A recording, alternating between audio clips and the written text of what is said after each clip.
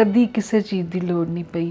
जे चीज़ इन्नी है ना तो असी उस चीज़ नूं भी आपस च वंड लैंदे सीगे। जिन्नियां मुश्किलां असी सहियां ने ना, परमात्मा किसी नूं इन्नियां मुश्किलां ना देवी। मैं कहना फर्श भी जरा थोड़ा जिहा उपर रह गया सी कि शायद टोए च डिग गया सी। ਮੈਨੂੰ ਲੱਗਦਾ ਕਿ ਇੰਨੀਆਂ ਮੁਸ਼ਕਿਲਾਂ ਤੋਂ ਬਾਅਦ ਤਾਂ ਲੋਕਾਂ ਨੂੰ ਪ੍ਰਮਾਤਮਾ ਨਾਲ ਨਾਰਾਜ਼ਗੀ ਹੋਣ ਲੱਗ ਜਾਂਦੀ ਹੈ। ਕੋਈ ਨਾਰਾਜ਼ਗੀ ਨਹੀਂ ਹੈ। ਮੈਨੂੰ ਕਿਉਂ ਚੁਣਿਆ ਇਸ ਚੀਜ਼ ਨੂੰ? नहीं, ਜਿਹੜੀ ਇੱਕ ਪ੍ਰੋਬਲਮ ਆਈ ਹੈ ਜੋ ਮੈਂ ਮੈਰਿਜ ਤੋਂ ਬਾਅਦ ਦੇਖੀ ਹੈ, ਜੇ ਗੁੱਸਾ ਆਉਂਦਾ ਤਾਂ 10-15 ਮਿੰਟ ਵਿੱਚ ਉਤਰ ਵੀ ਜਾਂਦਾ ਹੈ।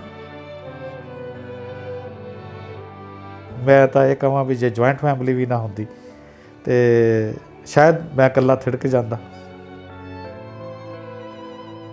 ਜ਼ਿੰਦਗੀ 'ਚ ਕੁਝ ਵੀ ਵਾਪਰਦਾ ਤਾਂ ਇੱਕ ਰਿਸ਼ਤੇ ਨੂੰ ਸੋਹਣਾ ਕਿਵੇਂ ਬਣਾਇਆ ਜਾ ਸਕਦਾ, ਖੂਬਸੂਰਤੀ ਨਾਲ ਨਿਰਵਾਹ ਕਿੱਦਾਂ ਕੀਤਾ ਜਾ ਸਕਦਾ?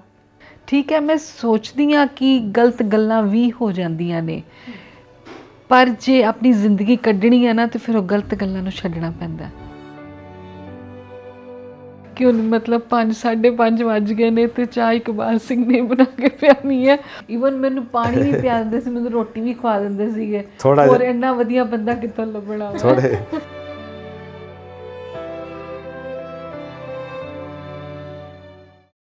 ਤੁਹਾਨੂੰ ਕਦੀ ਇਹਨਾਂ ਨਾਲ ਇਸ ਚੀਜ਼ ਤੇ ਨਾਰਾਜ਼ਗੀ ਨਹੀਂ ਹੋਈ ਕਿ ਵੀ ਮੇਰੇ ਜਦੋਂ ਘਰਦਿਆਂ ਨੇ ਵੇਖਿਆ ਸੀਗਾ ਉਦੋਂ ਤਾਂ ਮਤਲਬ ਕਾਰੋਬਾਰ ਬਹੁਤ ਸੀ, ਘਰ ਸਭ ਕੁਝ ਸੀ ਤੁਹਾਡੇ ਕੋਲ, ਹੈ ਨਾ, ਤੇ ਉਸ ਤੋਂ ਬਾਅਦ ਨੇ ਵੀ ਮਤਲਬ ਮੈਂ ਨਹੀਂ ਕਹਿੰਦੀ ਕਿ ਔਰਤਾਂ ਨੂੰ ਹੁੰਦੀ ਆ, ਪਰ ਹਾਂ ਜ਼ਰੂਰਤਾਂ ਦੇ ਹਿਸਾਬ ਨਾਲ ਤੁਹਾਨੂੰ ਨਾਰਾਜ਼ਗੀਆਂ ਹੁੰਦੀਆਂ ਨੇ ਕਿ ਨਹੀਂ ਮੇਰੀ ਆਹ ਜ਼ਰੂਰਤ ਸੀ ਇਹ ਪੂਰੀ ਨਹੀਂ ਹੋ ਰਹੀ, ਇਸ ਤਰੀਕੇ ਨਾਲ ਕਦੀ ਜਤਾਇਆ ਤੁਸੀਂ ਇਹਨਾਂ ਤੇ? कदी भी नहीं। ਇਸ ਚੀਜ਼ ਦਾ ਮਤਲਬ ਇੰਨੇ ਵੱਡੇ ਲੋਸ ਨੂੰ ਤੁਸੀਂ ਮਤਲਬ ਆਪਣੇ ਦਿਮਾਗ ਤੇ ਕਿੱਦਾਂ ਝੱਲਿਆ ਵੀ ਹਾਂ ਜ਼ਿੰਦਗੀ ਜਦੋਂ ਦੀ ਸ਼ੁਰੂ ਹੋਈ ਆ ਕੁਛ ਨਾ ਕੁਛ ਚੱਲ ਰਿਹਾ, ਆਪਾਂ ਬਹੁਤ ਛੇਤੀ ਅਪਸੈਟ ਹੋ ਜਾਂਦੇ ਇਹਨਾਂ ਚੀਜ਼ਾਂ ਤੋਂ, ਕਦੀ ਮਨ 'ਚ ਨਹੀਂ ਆਇਆ ਕਿ ਨਹੀਂ ਮਤਲਬ ਕੁਝ ਵੀ ਚੰਗਾ ਨਹੀਂ ਚੱਲ ਰਿਹਾ ਜ਼ਿੰਦਗੀ 'ਚ? कदी भी नहीं आया। मैनू कदी किसी चीज़ की मुश्किल ही नहीं हुई। असी जिहो जिहा टाइम कढ़ चुके हाँ, मैं एक इन्नी गल कहांगी कि परमात्मा एक सबर दिंदा है ना। साडे दोवें दराणी जठाणियां च बहुत सबर सी, इन्हां भरावां च ते सबर हैगा ही हैगा। असी बहुत सबर रखिया होया सी, कदी किसी चीज़ की लोड़ नहीं पई।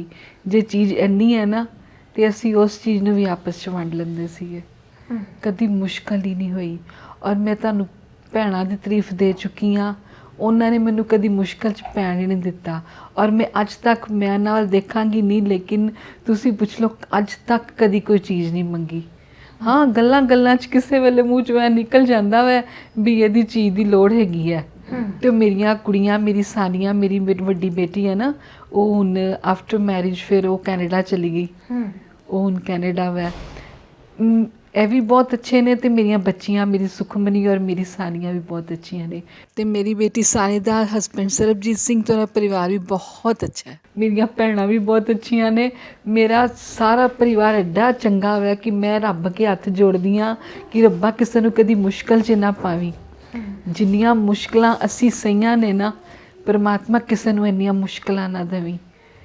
ਮੈਨੂੰ ਲੱਗਦਾ ਕਿ ਇੰਨੀਆਂ ਮੁਸ਼ਕਿਲਾਂ ਤੋਂ ਬਾਅਦ ਤਾਂ ਲੋਕਾਂ ਨੂੰ ਪ੍ਰਮਾਤਮਾ ਨਾਲ ਨਾਰਾਜ਼ਗੀ ਹੋਣ ਲੱਗ ਜਾਂਦੀ ਹੈ। ਕੋਈ ਨਾਰਾਜ਼ਗੀ ਨਹੀਂ ਹੈ। ਮੈਨੂੰ ਕਿਉਂ ਚੁਣਿਆ ਇਸ ਚੀਜ਼ ਨੂੰ? नहीं, परमात्मा का शुक्र करदी हाँ कि तू इन्ना कुछ लैके भी इन्ना कुछ दे दिता वै। और मैं कदी किसी चीज़ नूं, हाँ इन्नी गल है कि कदी कदी फील जरूर हुंदा है, बिकॉज मतलब बिफोर मैरिज मैं चैरिटी शो कीते है और मैं डांस इन्ना सोहना करती सी कि कोई डांसर मेरे लागे खलो नहीं सी सकता।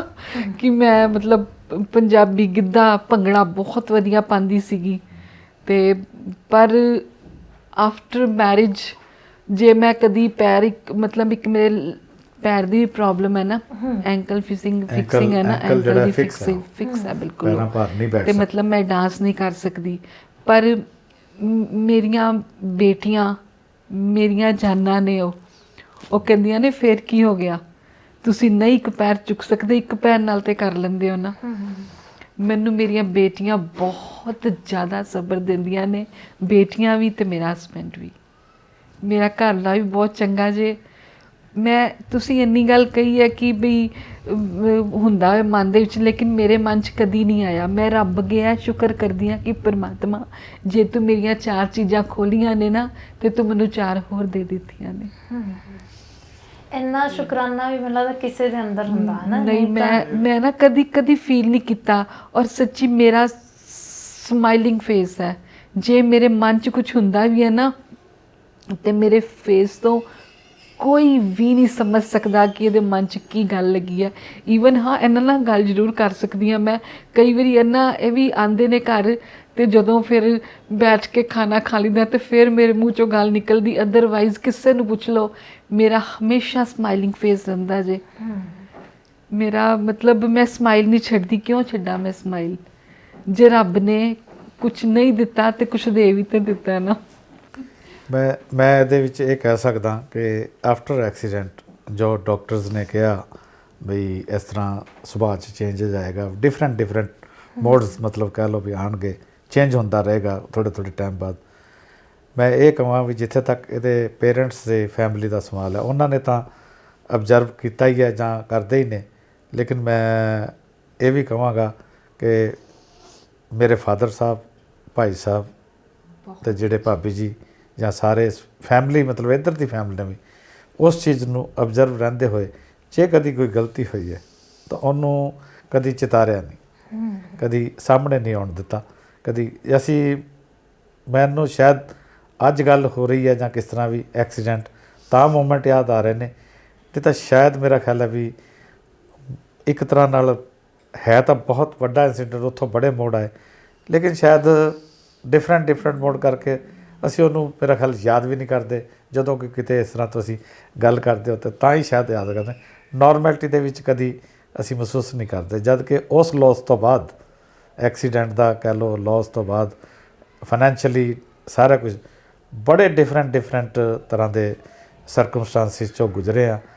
ਲੇਕਿਨ ਕਦੀ ਉਹਨੂੰ ਮੁੱਖ ਮਤਲਬ ਕਹਿ ਲਓ, ਤੁਸੀਂ ਵੀ ਕਹਿ ਦਿਓ ਵੀ ਜ਼ਿੰਮੇਵਾਰ ਜਾਂ ਤੁਸੀਂ ਕਹਿ ਲਓ ਉਹਦਾ ਕਾਰਨ, ਕਦੀ ਉਹ ਕਹਿ ਕੇ ਮੇਰਾ ਖਿਆਲ ਸ਼ਾਇਦ ਫੈਮਿਲੀ 'ਚ ਗੱਲ ਨਹੀਂ ਆਈ। ਇਹ ਮੈਂ ਬੜੇ ਇੱਕ ਦ੍ਰਿੜਤਾ ਨਾਲ ਜਾਂ ਸਾਹਮਣੇ ਬੈਠੇ ਹੈ ਜਾਂ ਕਿਸੇ ਪਰਿਵਾਰ ਦੇ ਮੈਂਬਰ ਕੋਲ, ਜਾਂ ਸ਼ਾਇਦ ਮੈਂ ਕਹਾਂ ਵੀ ਕਦੀ ਵੀ ਮੇਰਾ ਖਿਆਲ ਸ਼ਾਇਦ ਮੇਰੇ ਫਰੈਂਡਲੀ ਸਰਕਲ ਜਾਂ ਕਹਿ ਲਓ ਜੋ ਕਿ ਸੁਣਨ ਨੂੰ ਨਹੀਂ ਮਿਲੇਗੀ, ਮਤਲਬ ਕਿ ਸ਼ਾਇਦ ਵੀ ਇਹੋ ਜਿਹਾ ਕਦੀ ਆਇਆ। ਈਵਨ ਮੈਂ ਤਾਂ ਇਹ ਕਹਾਂਗਾ ਵੀ ਮੇਰੇ ਜਦੋਂ ਫਾਈਨੈਂਸ਼ੀਅਲ ਸਟੇਟਸ ਇਸ ਵਾਪਸ ਤੋਂ ਬਾਅਦ ਸਾਡਾ ਐਡਾ ਕੁ ਡਿੱਗਿਆ ਕਿ ਅਸੀਂ, ਜਿੱਦਾਂ ਮੈਂ ਗੱਲ ਕੀਤੀ ਹੈ ਵੀ ਅਰਸ਼ ਤੋਂ ਫਰਸ਼, ਮੈਂ ਕਹਿੰਦਾ ਫਰਸ਼ ਵੀ ਜਰਾ ਥੋੜ੍ਹਾ ਜਿਹਾ ਉੱਪਰ ਰਹਿ ਗਿਆ ਸੀ ਕਿ ਸ਼ਾਇਦ ਟੋਏ 'ਚ ਡਿੱਗ ਗਿਆ ਸੀ, ਜਾਂ ਇੱਕ ਮਤਲਬ ਈਵਨ ਕਰਜ਼ਾ ਕਹਿ ਲਓ ਜੋ ਕਹਿੰਦਾ ਇਸ ਚੀਜ਼ ਉਹ ਚੀਜ਼ ਆ ਗਿਆ ਸੀ। ਇੱਕ ਅੱਛੀ ਬੜੇ, ਪਰ ਕਦੀ ਚੀਜ਼ਾਂ ਸਾਡੇ ਸਾਹਮਣੇ ਨਹੀਂ ਆਈਆਂ। ਮੇਰੇ ਫਾਦਰ ਸਾਹਿਬ ਗੌਰਮੈਂਟ ਇੰਪਲਾਈ ਸੀਗੇ, ਠੀਕ ਹੈ ਨਾ ਜੀ। ਉਹ ਸਾਡਾ ਤਾਂ ਬਿਜ਼ਨਸ ਸਾਰਾ ਖਰਾਬ ਹੋ ਗਿਆ ਸੀ ਕਹਿ ਲਓ। ਮੇਰੇ ਵੱਡੇ ਭਾਈ ਸਾਹਿਬ ਜਾਂ ਉਹਨਾਂ ਦੇ ਇੱਕ ਇੱਥੇ ਮੈਨੂਫੈਕਚਰਿੰਗ ਕਹਿ ਲਓ ਜਾਂ ਇੱਕ ਇੰਜੀਨੀਅਰਿੰਗ ਮਤਲਬ ਫੈਕਟਰੀ ਟਾਈਪ ਇੱਕ ਯੂਨਿਟ ਸੀਗਾ ਮੋਹਾਲੀ, ਜਾਂ ਤਾਂ ਉਹ ਚੱਲਦਾ ਸੀ। ਮੇਰਾ ਕਾਰੋਬਾਰ ਜਿਹੜਾ ਸ਼ੋਅਰੂਮ ਮੈਂ ਲਿਆ ਸੀ, ਉਹ ਮੈਂ 94 ਦੇ ਅਖੀਰ 'ਚ ਮੇਰਾ ਖਿਆਲ ਸ਼ਾਇਦ ਬੰਦ ਕਰਤਾ ਸੀ, ਕਿਉਂਕਿ ਉਹਨੂੰ ਚਲਾਉਣ ਦੀ ਫਾਈਨੈਂਸ਼ੀਅਲ ਸਮਰੱਥਾ ਨਹੀਂ ਸੀ ਰਹੀ।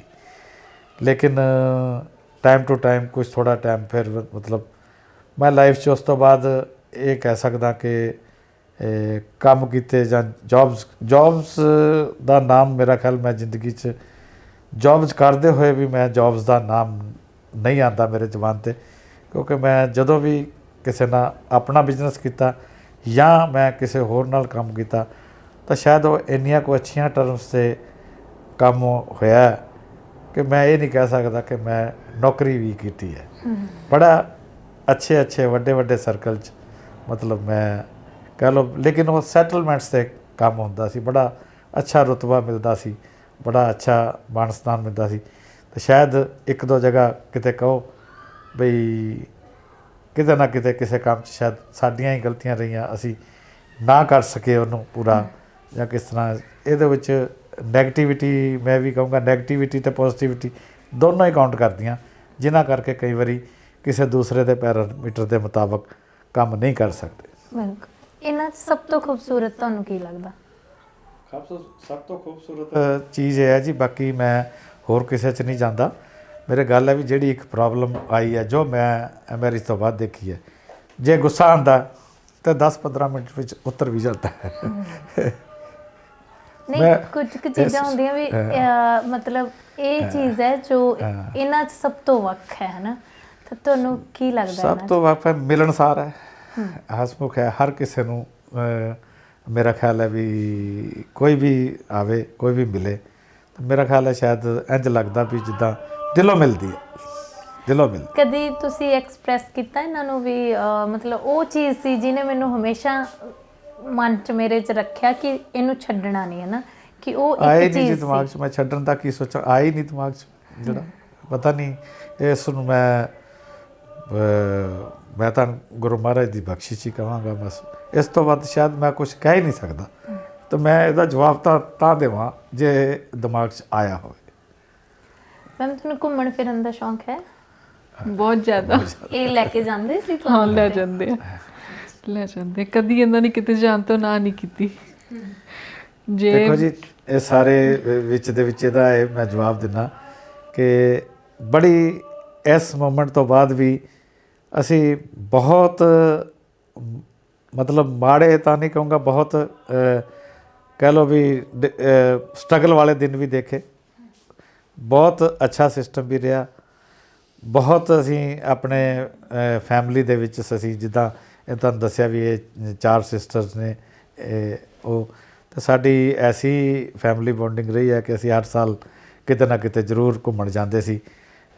ਡਲਹੌਜ਼ੀ ਚਲੇ ਗਏ, ਸ਼ਿਮਲੇ ਚਲੇ ਗਏ, ਸ਼ਿਮਲਾ ਚਲੇ ਗਏ, ਮਨਸੂਰੀ ਚਲੇ ਗਏ, ਜਾਂ ਮਕਲੋਡਗੰਜ ਚਲੇ ਗਏ। ਅਸੀਂ ਸਾਡੇ ਜੇ ਰੈਗੂਲਰਲੀ ਤੁਸੀਂ ਯਾਦ ਕਰੋ ਤਾਂ ਮੇਰਾ ਖਿਆਲ ਸ਼ਾਇਦ ਅਸੀਂ 8 ਸਾਲ ਜਾਂਦੇ ਸੀ ਸਾਰੀ ਫੈਮਿਲੀਜ਼ ਇਕੱਠੀ ਹੋ ਕੇ। ਅਤੇ ਇਹ ਆਪਣਾ, ਅਤੇ ਮੈਨੂੰ ਯਾਦ ਹੈ ਵੀ ਜਦੋਂ ਬਹੁਤ ਜ਼ਿਆਦਾ ਔਖੇ ਦਿਨ ਵੀ ਸੀਗੇ ਕਿਸੇ ਵੇਲੇ, ਅਤੇ ਮੈਂ ਇਹ ਕਰਾਂ ਵੀ ਮੇਰੀ ਲਾਈਫ 'ਚ ਇਸ ਤੋਂ ਬਾਅਦ ਵੀ ਲਾਈਫ ਬਿਲਕੁਲ ਗ੍ਰਾਫ ਦੀ ਤਰ੍ਹਾਂ ਚੱਲੀ ਹੈ। ਜੇ 93 'ਚ ਬੜਾ ਟੌਪ 'ਤੇ ਸੀ, ਜੇ 93, 90 ਐਂਡ 94 ਬਹੁਤ ਡੀਪ ਗਿਆ। ਉਸ ਤੋਂ ਬਾਅਦ ਫਿਰ ਕਹਿ ਲਓ ਵੀ 3-4 ਸਾਲ ਦੇ ਗ੍ਰਾਫ ਤੋਂ ਬਾਅਦ ਫਿਰ ਉੱਪਰ ਉੱਠਣਾ ਪਿਆ।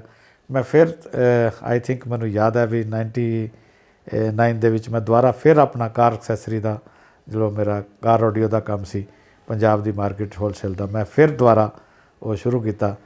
ਉਹਦੇ ਵਿੱਚ ਮੈਂ ਕਹਿ ਸਕਦਾ ਵੀ ਮੈਨੂੰ ਦੁਬਾਰਾ ਫਿਰ ਸਾਰੇ ਇੱਕ ਅੱਛੇ ਪੁਰਾਣੇ ਰਿਕਾਰਡ ਕਰਕੇ ਮੈਂ ਕਹਿ ਸਕਦਾ ਕਿ ਮੈਨੂੰ ਇੰਨਾ ਜ਼ਿਆਦਾ ਮਤਲਬ ਕੰਮ ਜਲਦੀ ਮਤਲਬ ਅੱਛਾ ਹੋ ਗਿਆ ਕਿ ਫਿਰ ਇੱਕ ਵਾਰੀ ਗ੍ਰਾਫ ਜਿੱਦਾਂ ਉੱਪਰ ਆਇਆ।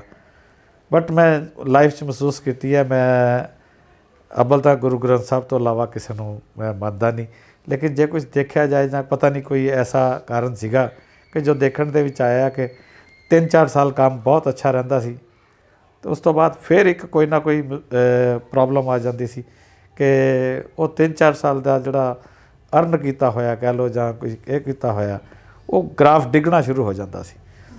ਉਹ ਡਿੱਗਦੇ ਗ੍ਰਾਫ ਦੇ ਵਿੱਚ ਮੈਂ ਕਹਾਂ ਵੀ ਮੈਂ ਲਾਈਫ 'ਚ 93 ਤੋਂ ਲੈ ਕੇ ਹੁਣ ਤੱਕ ਸ਼ਾਇਦ 3 ਤੋਂ 4 ਵਾਰ ਮੈਂ ਇਹ ਚੀਜ਼ ਫੇਸ ਕੀਤੀ ਹੈ ਕਿ ਜਦੋਂ ਇਨਸਾਨ ਇੱਕ ਅੱਛੇ ਲੈਵਲ 'ਤੇ ਹੁੰਦਾ, ਉਸ ਤੋਂ ਥੱਲੇ ਆਉਂਦਾ ਅਤੇ ਉਹ ਕਿਸ ਤਰ੍ਹਾਂ ਸੰਭਲਣਾ ਹੁੰਦਾ। ਮੈਨੂੰ ਲਾਈਫ 'ਚ ਇਹ ਐਕਸਪੀਰੀਅੰਸ ਵੀ, ਸਾਨੂੰ ਜੁਆਇੰਟ ਫੈਮਿਲੀ 'ਚ ਅਸੀਂ ਰਹੇ ਹਾਂ, ਮੇਰਾ ਬ੍ਰਦਰ ਅਤੇ ਅਸੀਂ ਚਾਰੋਂ ਜਾਣੇ ਸਾਰੇ ਇਕੱਠੇ, ਇਹ ਵੀ ਮਤਲਬ ਉਹਦੇ ਵਿੱਚ ਮੈਂ ਮਹਿਸੂਸ ਕੀਤਾ ਵੀ ਬੜਾ ਔਖਾ ਹੁੰਦਾ, ਲੇਕਿਨ ਉਸ ਵਾਹਿਗੁਰੂ ਦੀ ਕਿਰਪਾ ਨਾਲ ਉਹ ਟਾਈਮ ਕੱਢਿਆ, ਅਸੀਂ ਸਾਰੇ ਜਣਿਆਂ ਨੇ ਰਲ ਮਿਲ ਕੇ ਨਿਕਲਿਆ। ਸ਼ਾਇਦ ਮੈਂ ਤਾਂ ਇਹ ਕਹਾਂ ਵੀ ਜੇ ਜੁਆਇੰਟ ਫੈਮਿਲੀ ਵੀ ਨਾ ਹੁੰਦੀ ਅਤੇ ਸ਼ਾਇਦ ਮੈਂ ਇਕੱਲਾ ਥਿੜਕ ਜਾਂਦਾ। ਅਤੇ ਪੇਰੈਂਟਸ ਦਾ ਸਾਡੇ ਸਾਰੇ ਫਸਟ ਫੈਮਿਲੀ ਜਿਹੜੀਆਂ ਹੈਗੀਆਂ, ਸਾਡਾ ਸਾਰਿਆਂ ਦਾ ਸਾਥ ਇੰਨਾ ਜ਼ਿਆਦਾ ਰਿਹਾ, ਇਹਦੇ ਸਿਸਟਰਸ ਅਤੇ ਮੇਰੇ ਬ੍ਰਦਰ ਅਤੇ ਭਾਬੀ ਜੀ, ਕਿ ਕਦੀ ਦਿਮਾਗ 'ਚ ਨਹੀਂ ਆਇਆ ਵੀ ਅਸੀਂ, ਬਸ ਉਹਨਾਂ ਦੇ ਸਹਿਯੋਗ ਦੇ ਨਾਲ ਹੀ ਸਾਰਿਆਂ ਦੇ ਨਾਲ, ਕਿ ਸਾਨੂੰ ਫੈਮਿਲੀ 'ਚ ਰਹਿੰਦੇ ਹੋਏ ਵੀ ਜਾਂ ਔਕੜਾਂ 'ਚ ਰਹਿੰਦੇ ਹੋਏ ਵੀ ਕਿਸੇ ਵੇਲੇ ਮਹਿਸੂਸ ਨਹੀਂ ਹੋਇਆ। ਅਤੇ ਜੇ ਤੁਸੀਂ ਲਾਈਫ 'ਚ ਕਹੋ ਤਾਂ ਸ਼ਾਇਦ 100 ਰੁਪਏ ਦਾ ਵੀ ਦੇਖਿਆ ਵੀ ਕਿਸ ਤਰ੍ਹਾਂ ਖਰਚਾਂਗੇ, ਜੇ ਇੰਨੇ ਕੁ ਪੈਸੇ ਜੇਬ 'ਚ, ਅਤੇ ਜੇ ਪੈਟਰੋਲ ਵੀ ਪਵਾ ਲਾਂਗੇ ਤਾਂ ਕੱਲ੍ਹ ਕੀ ਕਰਾਂਗੇ। ਉਹਦਾ ਕਾਰਨ ਇਹ ਨਹੀਂ ਕਿ ਸਾਡੇ ਕੋਲ ਪੈਸੇ ਨਹੀਂ ਸੀ, ਉਹਦਾ ਕਾਰਨ ਇਹ ਹੁੰਦਾ ਸੀ ਵੀ ਜਿਹੜਾ ਵੀ ਕੰਮ ਕਰਦੇ ਪਏ ਆ ਉਹਦੇ ਪੈਸੇ ਤਾਂ ਪੇਮੈਂਟ ਤਾਂ ਆਉਣੀ ਹੈ 15 ਦਿਨ ਬਾਅਦ, ਜਾਂ ਇੱਕ ਡੇਟ ਮਿੱਥੀ ਹੁੰਦੀ ਹੈ ਜਿੱਦਾਂ ਵੀ 10 ਤਰੀਕ ਨੂੰ ਪੈਸੇ ਮਿਲਣੇ ਆ, ਅਤੇ ਉਹ 10 ਤਰੀਕ ਹਾਲੇ ਦੂਰ ਹੁੰਦੀ ਸੀ। ਉਸ ਤੋਂ ਪਹਿਲੇ ਆਪਣੀਆਂ ਜਿਹੜੀਆਂ ਸਾਰੀਆਂ ਜ਼ਰੂਰਤਾਂ ਜਾਂ ਕਿਸੇ ਦਾ ਲੈਣ ਦੇਣ ਜੋ ਵੀ ਕੁਛ ਹੈ ਉਹਨੂੰ ਮੇਨਟੇਨ ਕਰਦਿਆਂ ਜੇਬਾਂ ਖਾਲੀ ਹੋ ਜਾਂਦੀਆਂ ਸੀ। ਉਹ ਉਸ ਟਾਈਮ ਮਹਿਸੂਸ ਹੁੰਦਾ ਸੀ ਵੀ ਜਾਂ ਤਾਂ ਸਾਨੂੰ ਕਿਸੇ ਕੋਲ ਮੰਗਣ ਜਾਣਾ ਪਏਗਾ ਅਤੇ ਜਾਂ ਸਾਡੇ ਆਪਣੇ ਪੈਸੇ ਆਉਣ।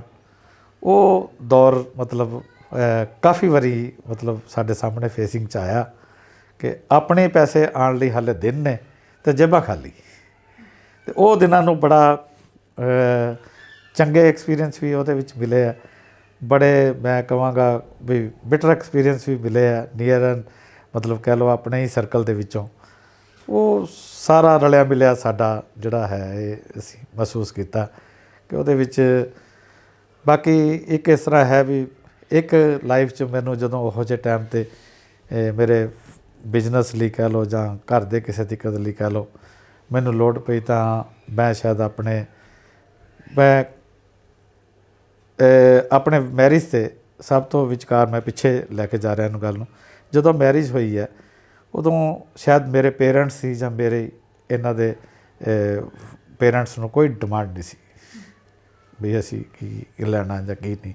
ਆਈ ਥਿੰਕ ਇਹ ਵੀ ਮੈਨੂੰ ਯਾਦ ਹੈ ਕਿ ਇਹਨਾਂ ਨੇ ਪੁੱਛਿਆ ਸੀ ਵੀ ਕੀ, ਅਤੇ ਸ਼ਾਇਦ ਉਦੋਂ ਸਾਡਾ ਜਵਾਬ ਸੀਗਾ ਕਿ ਵੀ ਮੇਰੇ ਵੱਡੇ ਬ੍ਰਦਰ ਦੀ ਮੈਰਿਜ ਹੋਈ ਸੀ, ਅਸੀਂ ਉਦੋਂ ਵੀ ਕੁਝ ਨਹੀਂ ਕੋਈ ਡਿਮਾਂਡ ਕੀਤੀ ਸੀ ਮੇਰੇ ਪੇਰੈਂਟਸ ਨੇ ਜਾਂ ਸਾਡੀ ਫੈਮਿਲੀ ਵੱਲੋਂ। ਅਤੇ ਮੇਰਾ ਖਿਆਲ ਸ਼ਾਇਦ ਮੈਂ ਕਹਿ ਕੇ ਲਿਆ ਸੀ, ਮੈਂ ਕਿਹਾ ਵੀ ਮੇਰੇ ਬ੍ਰਦਰ ਦੇ ਵੇਲੇ ਵੀ ਡਿਮਾਂਡ ਨਹੀਂ ਸੀ, ਉਦੋਂ ਉਹਨਾਂ ਨੇ ਜੋ ਚੀਜ਼ਾਂ ਦੋ ਦਿੱਤੀਆਂ ਸੀ ਅਤੇ ਮੈਂ ਫਾਦਰ ਨਾਲ ਕਿਹਾ ਸੀ, ਮੈਂ ਕਿਹਾ ਤੁਸੀਂ ਵੀ ਉਹੀ ਦੇ ਦਿਓ। ਉਹ ਇੱਕ ਜਿਸ ਤਰ੍ਹਾਂ ਸ਼ਗਨ ਦੇ ਤੌਰ 'ਤੇ ਕਹਿ ਲਓ ਇੱਕ ਬੈੱਡ, ਡਰੈਸਿੰਗ ਟੇਬਲ ਜਾਂ ਬਸ ਇਹ ਚੀਜ਼ਾਂ ਮਤਲਬ ਹੈ ਸੀ। ਮੈਂ ਕਿਹਾ ਉਹਨਾਂ ਦੇ ਮੈਰਿਜ 'ਚ ਵੀ ਇਹ ਚੀਜ਼ਾਂ ਆਈਆਂ, ਤੁਸੀਂ ਵੀ ਇਹੀ ਦੇ ਦਿਓ ਤਾਂ ਕਿ ਇਹ ਕੱਲ੍ਹ ਨੂੰ ਜਿਹੜੀ ਗੱਲ ਹੈ ਵੀ ਸਮਾਨਤਾ ਰਵੇ। ਅੱਛਾ ਮਤਲਬ ਇਹ ਮੈਰਿਜ ਤੋਂ ਪਹਿਲੇ ਦੀਆਂ ਗੱਲਾਂ ਕਹਿ ਲਓ। ਨਹੀਂ ਤਾਂ ਕੁੜੀਆਂ ਨਾ ਚਾਹੇ ਉਹਨਾਂ ਨੂੰ ਕੋਈ ਕਵੇ ਨਾ ਮਹਿਸੂਸ ਕਰਨ ਲੱਗ ਜਾਂਦੀ ਨੇ ਮੇਰੀ ਜਠਾਣੀ ਆ ਲੈ ਕੇ ਆਈ ਆ, ਮੈਂ ਨਹੀਂ ਲੈ ਕੇ ਆਈ ਤਾਂ ਸ਼ਾਇਦ ਮੇਰਾ ਕੱਦ ਨੀਵਾਂ ਨਾ ਹੋ ਜਾਏ ਨਾ। ਨਹੀਂ, ਉਹ ਮੇਰੀ ਜਠਾਣੀ ਨਹੀਂ, ਉਹ ਮੇਰੀ ਭੈਣ ਬਣ ਕੇ ਰਹੇ ਨੇ। ਤੁਸੀਂ ਦੋਨੋਂ ਕੁਕਿੰਗ ਕਰ ਲੈਂਦੇ ਹੋ? ਹਾਂਜੀ। ਤੇ ਸਿਰਫ ਤੁਹਾਡੇ ਲਈ ਸਭ ਤੋਂ ਜ਼ਿਆਦਾ ਸਵਾਦ ਕੀ ਬਣਾਉਂਦੇ ਨੇ ਮੈਮ? ਇਹਦੀਆਂ ਸਾਰੀਆਂ ਹੀ ਸਬਜ਼ੀਆਂ ਜਿਹੜਾ ਜੀ ਅੱਜ ਜੋ ਮੈਂ ਅੱਜ ਦੀ ਡੇਟ ਕਹਾਂ ਜਾਂ ਜਦੋਂ ਤੋਂ ਇਹਨੇ ਸੰਭਾਲਿਆ ਸਾਰਾ ਕੁਛ, ਉਹ ਅੱਜ ਤੱਕ ਆਉਂਦਿਆਂ ਇੰਨਾ ਮਤਲਬ ਕਹਿ ਲਓ ਵੀ ਇਹ ਲੈ, ਅਤੇ ਮੈਂ ਨਹੀਂ ਕਹਿੰਦਾ ਵੀ ਕਦੀ ਇਹ ਕੋਈ ਚੀਜ਼ ਮੈਨੂੰ ਨਾ ਸਵਾਦ ਲੱਗਦੀ ਹੋਵੇ। ਅਤੇ ਜੇ ਬਾਈ ਚਾਂਸ ਕਿਸੇ ਵੇਲੇ ਮਾੜੀ ਜਾਂ ਮੈਂ ਕਹਾਂ ਜਾਂ ਨਾ ਸਵਾਦ ਉਦੋਂ ਬਣਦੀ ਹੈ, ਉਦੋਂ ਮੈਂ ਫਿਰ ਉਹੀ ਪੁਆਇੰਟ 'ਤੇ ਲੈ ਕੇ ਜਾਵਾਂਗਾ ਜਦੋਂ ਇਹਨੂੰ ਕੋਈ ਥਕਾਵਟ ਹੋਵੇ ਜਾਂ ਬਹੁਤ ਇਹਨੂੰ ਗੁੱਸਾ ਚੜ੍ਹਿਆ ਹੋਵੇ ਕਿਸੇ ਗੱਲ ਦਾ, ਉਸ ਦੌਰਾਨ ਕੋਈ ਕੰਮ ਕਰਨਾ ਪਵੇ ਤਾਂ ਸ਼ਾਇਦ ਕਿਸੇ ਵੇਲੇ ਕੋਈ ਹੋ ਜਾਂਦੀ ਹੈ। ਪਰ ਜੇ ਮੈਂ ਇਹਨੂੰ ਕਹਿ ਦੇਵਾਂ ਤਾਂ ਫਿਰ ਕਹਿ ਲਓ ਵੀ ਉਹ ਜਿਹੜਾ ਤੁਸੀਂ ਕਹਿੰਦੇ ਹੋ ਵੀ ਲਾਈਫ 'ਚ ਐਡੇ ਵੱਡਾ ਮੂਮੈਂਟ ਤਾਂ ਸਾਡਾ ਖੈਰ ਐਲੀਮੀਨੇਟ ਹੋ ਗਿਆ, ਅਸੀਂ ਉਹਨੂੰ ਯਾਦ ਵੀ ਨਹੀਂ ਕਰਦੇ, ਲੇਕਿਨ ਛੋਟੇ ਛੋਟੇ ਤਾਂ ਚੱਲਦੇ ਰਹਿੰਦੇ ਨੇ, ਬਣਦੇ ਰਹਿੰਦੇ ਨੇ। ਫਿਰ ਉਸ ਵੇਲੇ ਫਿਰ ਕਹੇਗੀ ਤਾਂ ਵੀ ਮਤਲਬ ਤੁਸੀਂ ਮਤਲਬ ਕਹਿ ਲਓ ਵੀ ਥੋੜ੍ਹੀ ਆਪਸ 'ਚ ਕਲੈਸ਼ ਵੀ ਹੋ ਜਾਂਦੀ ਹੈ, ਪਰ ਲੇਕਿਨ ਇਹ ਹੈ ਕਿ ਸਾਡੇ ਫੈਮਿਲੀ ਦਾ ਬੈਸਟ ਪਾਰਟ ਸਾਡਾ ਆਪਸ ਦੇ ਵਿੱਚ ਇਹਦਾ ਆਪਣੇ ਸੁਭਾਅ ਦਾ ਜਾਂ ਮੈਂ ਆਪਣੇ ਸੁਭਾਅ ਦਾ ਵੀ ਕਹਿ ਸਕਦਾ ਕਿ ਇੱਕ ਐਸਾ ਮਤਲਬ ਹੈ ਕਿ ਜਦੋਂ ਕੋਈ ਔਕੜ ਜਾਂ ਕੁਛ ਆਉਂਦੀ ਹੈ ਜਾਂ ਕੀ ਹੈ ਮਤਲਬ ਆਉਂਦੀ, ਉਦੋਂ ਉਹਨੂੰ ਭੁੱਲ ਜਾਈਦਾ, ਜਲਦੀ ਭੁੱਲ ਜਾਈਦਾ। ਈਵਨ ਮੈਂ ਆਪਣੀ ਫੈਮਿਲੀ 'ਚ ਲੈ ਕੇ ਜਾਵਾਂ, ਅਸੀਂ ਜੁਆਇੰਟ ਫੈਮਿਲੀ 'ਚ ਬੜਾ ਲੰਬਾ ਅਰਸਾ ਅਸੀਂ ਮਦਰ ਫਾਦਰ ਤੋਂ ਬਾਅਦ ਅਸੀਂ ਇਕੱਠੇ ਫੈਮਿਲੀ 'ਚ ਕੱਟਿਆ ਬ੍ਰਦਰ। ਪਹਿਲੇ ਤਾਂ ਇਹ ਦੱਸਾਂ ਵੀ ਮੇਰੇ ਫਾਦਰ ਮਦਰ ਦੀ ਬੜੀ ਇੱਛਾ ਸੀ ਬਿਫੋਰ ਮੈਰਿਜ। ਉਹਨਾਂ ਦਾ ਕਹਿਣਾ ਹੁੰਦਾ ਸੀ ਕਿ ਬੇਟਾ ਤੁਸੀਂ ਜਿੰਨਾ ਚੱਕਰ ਅਸੀਂ ਰਵਾਂਗੇ ਨਾ ਉਹਨਾਂ ਚੱਕਰ ਤੁਸੀਂ ਅਲੱਗ-ਅਲੱਗ ਨਹੀਂ ਹੋਣਾ। ਦੋ ਹੀ ਬ੍ਰਦਰਾਂ ਸੀ ਅਤੇ ਉਹ ਅਲੱਗ-ਅਲੱਗ ਨਹੀਂ ਹੋਣਾ। ਅਤੇ ਉਹਨਾਂ ਦੀ ਕਈ ਗੱਲ ਸੀ, ਸਾਰਾ ਕੁਛ ਇਸ ਤਰ੍ਹਾਂ ਚੱਲਦਾ ਸੀ। ਲੇਕਿਨ ਉਸ ਚੀਜ਼ ਨੂੰ ਉਹ ਪ੍ਰਮਾਤਮਾ ਨੇ, ਵਾਹਿਗੁਰੂ ਜੀ ਨੇ ਮਤਲਬ ਕਹਿਣਾ ਵੀ ਉਹ ਉਸ ਤੋਂ ਵੀ ਬਿਯੋਂਡ ਸਾਨੂੰ ਅੱਜ ਤੱਕ ਮੈਂ ਭਾਵੇਂ ਅੱਜ ਮੈਂ ਇੱਥੇ ਰਹਿ ਰਿਹਾ ਆਪਣੀ ਫੈਮਿਲੀ ਦੇ ਨਾਲ, ਮੈਂ ਇਹ ਅਤੇ ਬੱਚਿਆਂ ਨਾਲ ਇੱਥੇ 5 ਸਾਲ ਪਹਿਲੇ ਆ ਗਿਆ ਸੀ, ਪੌਣੇ 5 ਸਾਲ ਪਹਿਲੇ ਮੈਂ ਇੱਥੇ ਆਇਆ ਸੀ। ਚਾਹੇ ਅੱਜ ਮੇਰੇ ਵੱਡੇ ਭਾਈ ਸਾਹਿਬ ਅੰਮ੍ਰਿਤਸਰ ਨੇ ਅਤੇ ਉੱਥੋਂ ਲੈ ਕੇ ਅੱਜ ਤੱਕ ਵੀ ਅਸੀਂ ਇਕੱਠੇ ਹੀ ਹਾਂ। ਸਾਡੇ 'ਚ ਮੈਨੂੰ ਨਹੀਂ ਲੱਗਦਾ ਕੋਈ ਫਾਈਨੈਂਸ਼ੀਅਲ, ਕੋਈ ਹੋਰ ਕਿਸੇ ਤਰ੍ਹਾਂ ਕੋਈ ਅਲੱਗ ਤਰ੍ਹਾਂ ਦਾ ਕੋਈ ਮਹਿਸੂਸ ਹੋਵੇ, ਮੈਂ ਇਹ ਮਤਲਬ ਨਾ ਮਹਿਸੂਸ ਕੀਤਾ, ਨਾ ਅਸੀਂ ਆਪਸ ਅੱਜ ਤਾਂ ਸੁੱਖ ਨਾਲ ਪਰਮਾਤਮਾ ਦੀ ਕਿਰਪਾ ਨਾਲ ਮੇਰੀਆਂ 2 ਬੇਟੀਆਂ, ਜਿੱਦਾਂ ਤੁਹਾਨੂੰ ਦੱਸਿਆ, ਇੱਕ ਵੱਡੀ ਬੇਟੀ ਦੀ ਮੈਰਿਜ ਵੀ ਹੋਈ ਹੈ, ਠੀਕ ਹੈ ਜੀ, ਮੈਰਿਜ ਹੋ ਕੇ, ਅਤੇ ਛੋਟੀ ਵੀ ਜੌਬ 'ਤੇ ਹੈ। ਸਾਡੇ ਚਾਰੋਂ ਬੱਚੇ ਬੜੇ ਅੱਛੇ ਸੈਟਅਪ 'ਚ, ਮਤਲਬ ਕਹਿ ਲਓ ਬੜੇ ਅੱਛੇ ਜੌਬਸ 'ਤੇ ਲੱਗੇ ਆ। ਅਤੇ ਬਾਕੀ ਅੱਜ ਵੀ ਜੇ ਦੇਖੀਏ ਤਾਂ ਸਾਡੇ 'ਚ ਕੋਈ ਮਤਲਬ ਇਸ ਤਰ੍ਹਾਂ ਦਾ ਕੋਈ ਹਾਈਡ ਐਂਡ ਸੀਕ ਵਾਲਾ ਕੰਮ ਨਹੀਂ। ਮੈਨੂੰ ਪਤਾ ਹੁੰਦਾ ਕਿ ਮੇਰੇ ਬ੍ਰਦਰਸ ਕੋਲ ਕੀ ਆ, ਉਹਨਾਂ ਦੀ ਫੈਕਟਰੀ ਦਾ ਕੰਮ ਦਾ ਮੈਨੂੰ ਪਤਾ ਹੁੰਦਾ, ਅਤੇ ਸ਼ਾਇਦ ਇੱਧਰ ਦਾ ਸਾਡਾ ਆਪਸ ਦੇ ਵਿੱਚ ਬੜਾ ਸ਼ੇਅਰ ਕਰਦੇ ਹਾਂ ਅਸੀਂ। ਬਿਲਕੁਲ ਮੈਮ, ਜਿਵੇਂ ਬਹੁਤ ਸਾਰੀਆਂ ਕੁੜੀਆਂ ਨੇ, ਬੇਸ਼ੱਕ ਬਹੁਤ ਸਾਰੀਆਂ ਕੁੜੀਆਂ ਮਤਲਬ ਆਪਣੇ ਪਾਰਟਨਰ ਦਾ ਬਹੁਤ ਸਾਥ ਦਿੰਦੇ ਆ, ਬੰਦੇ ਵੀ ਮਤਲਬ ਬਹੁਤ ਕੁਛ ਕਰਦੇ ਆ ਜ਼ਿੰਦਗੀ 'ਚ, ਇੱਕ ਘਰ ਨੂੰ, ਇੱਕ ਪਰਿਵਾਰ ਨੂੰ ਚਲਾਉਣ ਲਈ, ਹੈ ਨਾ, ਜਿਵੇਂ ਤੁਹਾਡੇ ਰਿਸ਼ਤੇ 'ਚ ਵੀ ਇਹੀ ਚੀਜ਼ ਆ। ਪਰ ਫਿਰ ਵੀ ਕਿਤੇ ਨਾ ਕਿਤੇ ਬਹੁਤ ਸਾਰੇ ਪਰਿਵਾਰ ਨੇ, ਉਹਨਾਂ 'ਚ ਐਵੇਂ ਦੀਆਂ ਸਮੱਸਿਆਵਾਂ ਆਉਂਦੀਆਂ ਨੇ ਕਿ ਲੋਕ ਕਹਿ ਦਿੰਦੇ ਆ ਸਭ ਕੁਛ ਚੰਗਾ, ਘਰ ਵੀ ਸੋਹਣਾ, ਕਾਰੋਬਾਰ ਵੀ ਵਧੀਆ, ਮਤਲਬ ਆਰਥਿਕ ਤੌਰ 'ਤੇ ਵੀ ਠੀਕ ਆ, ਪਰ ਪਤਾ ਨਹੀਂ ਕਿਉਂ ਮੀਆਂ ਬੀਵੀ ਦੀ ਨਹੀਂ ਬਣ ਰਹੀ, ਹੈ ਨਾ। ਤਾਂ ਤੁਹਾਡੀ ਜ਼ਿੰਦਗੀ 'ਚ ਤਾਂ ਮਤਲਬ ਆਰਥਿਕ ਤੌਰ 'ਤੇ ਜਾਂ ਉੱਦਾਂ ਵੀ ਬਹੁਤ ਘੱਟ ਚੀਜ਼ਾਂ ਸੀ ਜਿਹੜੀਆਂ ਸਮੂਥ ਚੱਲੀਆਂ, ਫਿਰ ਵੀ ਮਤਲਬ ਇਹ ਨਿਰਵਾਹ ਬਹੁਤ ਸੋਹਣਾ ਹੈ ਤੁਹਾਡਾ, ਹੈ ਨਾ। ਫਿਰ ਤੁਹਾਨੂੰ ਲੱਗਦਾ ਵੀ ਕੁਛ ਤੁਸੀਂ ਕੁੜੀਆਂ ਨੂੰ ਕਹਿਣਾ ਚਾਹੋਗੇ, ਜਾਂ ਮਤਲਬ ਆਪਣੀ ਸਾਈਡ ਤੋਂ ਤੁਸੀਂ ਦੱਸਣਾ ਚਾਹੁੰਦੇ ਹੋ ਵੀ ਜੇ ਜ਼ਿੰਦਗੀ 'ਚ ਕੁਛ ਵੀ ਵਾਪਰਦਾ ਤਾਂ ਇੱਕ ਰਿਸ਼ਤੇ ਨੂੰ ਸੋਹਣਾ ਕਿਵੇਂ ਬਣਾਇਆ ਜਾ ਸਕਦਾ, ਖੂਬਸੂਰਤੀ ਨਾਲ ਨਿਰਵਾਹ ਕਿੱਦਾਂ ਕੀਤਾ ਜਾ ਸਕਦਾ?